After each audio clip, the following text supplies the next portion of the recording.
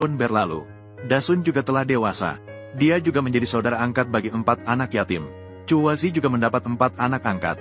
Kita harus memberi hormat kepada ayah angkat. Kita tunggu mereka kembali. Jangan tunggu, dia pergi ke kota. Ketika bertemu, panggil dia ayah angkat saja. Keesokan harinya pagi, Chuwazi melihat Jingwei Xiang Guilan belum pulang. Dia bertanya apakah Liu Shao mungkin pergi mencari teman-teman yang dulu. Liu Shao mengatakan tuan muda sudah lama tidak pergi bermain. Tidak mungkin pergi mencari mereka lagi. Chuwazi mendengar perkataan Liu Shao. Namun hatinya semakin khawatir.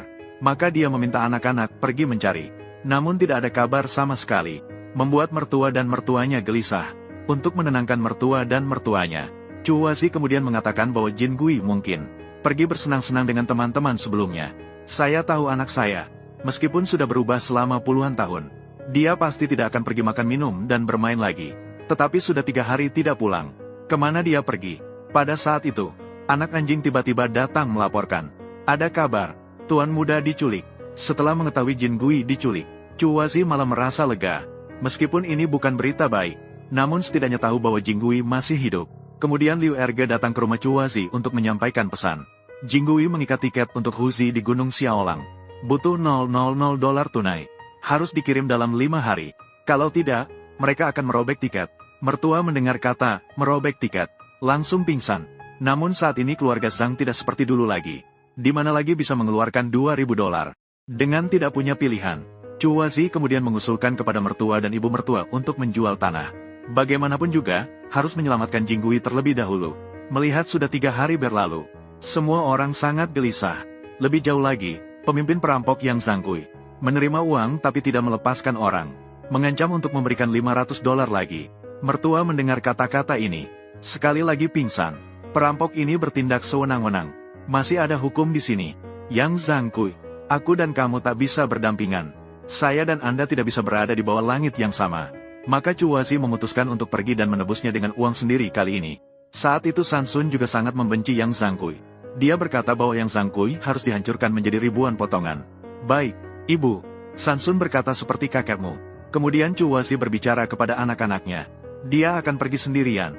Dia akan pergi ke Gunung Xiaolang yang berjarak 60 li untuk menyelamatkan ayah mereka. Tidak ada yang boleh ikut. Biarkan mereka merawat kakek nenek dengan baik di rumah. Sebelum pergi, Chuwazi melihat anak-anaknya dengan penuh kasih. Tidak ada yang tahu apakah dia akan kembali kali ini. Dasun, siapkan kuda untuk ibu. Tidak disangka belum jauh perjalanan. Lalu Sansun mengikuti dengan menaiki kuda. Dia tahu bahwa perjalanan kali ini pasti penuh bahaya. Jika tidak ada bantuan, ibu pasti akan berada dalam bahaya. Chuwazi sebenarnya tidak ingin anaknya ikut dalam bahaya. Namun hatinya sangat tersentuh. Pulanglah, ibu. Aku tidak akan pernah meninggalkanmu, bahkan jika aku mati. Melihat bahwa dia tidak bisa menolak putranya. Akhirnya dia hanya bisa membiarkan putranya menemaninya. Saat istirahat di tengah jalan, Chuwazi meminta Sansun untuk melihat dunia yang indah ini dengan baik. Sansun tahu apa yang dimaksud ibunya. Apa yang kamu tahu? Bagaimanapun, aku mengerti. Untuk ayahmu, kita berdua harus minum sampai mati.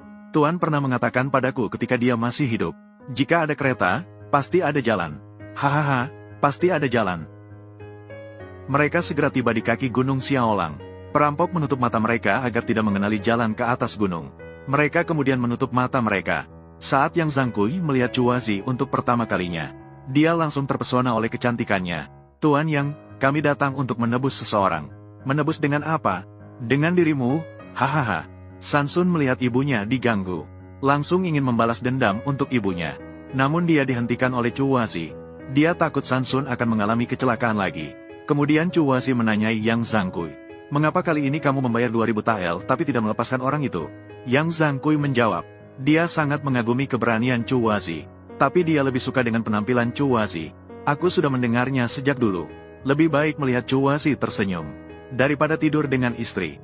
Sepertinya aku, Yang Zhangkui, masih beruntung sedikit. Chuwazi tidak ingin terlibat terlalu banyak dengan Yang Zhangkui. Dia langsung menyuruhnya untuk segera melepaskan Jingwei. Namun Yang Zhangkui berkata, melepaskan orang bisa. Tapi kamu, Chuwazi, harus tinggal.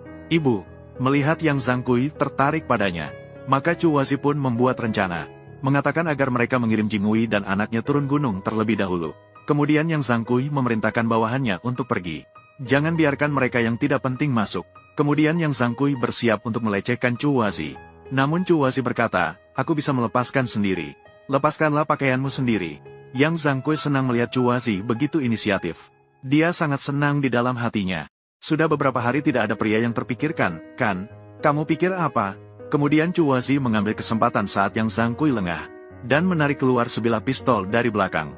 Yang Zhangkui menatap Chuwazi dengan ekspresi ragu. Dia merasa tidak mungkin Chuwazi akan membunuhnya. Namun Chuwazi sama sekali tidak berniat untuk kembali hidup. Sejak hari aku mengambil tongkat, aku tidak pernah berpikir untuk mati dengan baik. Baiklah, saudara-saudaramu pasti berharap kamu mati lebih cepat. Bagus jadi kepala tongkat.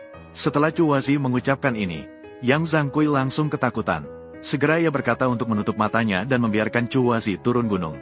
Tidak mungkin Spring Flower begitu mudah ditipu. Maka Yang Zhangkui memerintahkan bawahannya datang. Xiao Liuzi pertama kali bertemu dengan Spring Flower. Rasanya seperti deja vu. Kemudian Spring Flower memerintahkan Xiao Liuzi untuk mengikat Yang Zhangkui. Saat itu, Jin Gui dan Sansun berhasil turun dari gunung dengan lancar. Pergi, ada pos luar.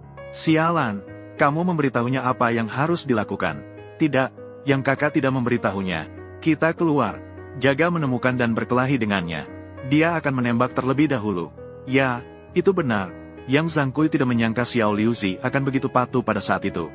Kemudian Spring Flower memaksa Yang Zhangkui turun gunung. Baru saja sampai setengah jalan gunung, tiba-tiba Xiao Liuzi mengatakan bahwa ada 2 pos tersembunyi di depan. Biarkan mereka mundur dari pos. Kak, saya tidak akan melakukannya. Tentu saja kamu harus melakukannya. Film nostalgia. Hei, apa maksud tatapan itu? Kau pikir aku tak bisa melihat? Huai Zhanggang. Yang Zhangkui tak menyangka Xiao Liuzi sekarang sangat cerdik. Tidak sedikit pun memikirkan dirinya sendiri. Hanya memikirkan untuk melindungi Chuwazi. Akhirnya tiba di bawah gunung akan mengejar susah payah. Yang Zhangkui tak lupa memuji Xiao Liuzi sedikit. Kau telah berjasa besar.